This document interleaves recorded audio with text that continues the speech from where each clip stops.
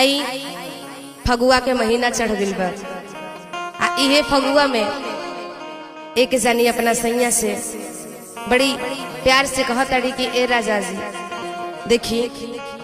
अगर रौरा बाहरे रहे के बाद अब यहाँ काहे कोई लड़े बात के समझल करी सुनी का कहतनी कि हरदम जे रहबा बंगलोर ना होई बलारा कोरे राजा जी। औरतिया बड़ी भाव में अपना राजा जी से कहती है राजा जी हो कि ले लता तकाल टिकट अरे फगुआ बयाइल निकट अरे दिलावा के पीरा बुझ राजा जी हरदम जे रहबा बंगलोर ना होई बलारा कोरे राजा जी हरदम जे रहबा बंगलोर ना होई बलारा कोरे राजा जी। ले लता तकाल टिकट फगुओ बयाइल निकट ले लता तकाल टिकट फगुओ बयाइल निकट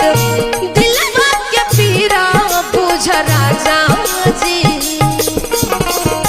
हरदम जे रहबा बंगलोर तो होई बलारा कोरे राजा जी हरदम जे रहबा बंगलोर ना होई बलारा कोरे राजा जी। अरे होली हो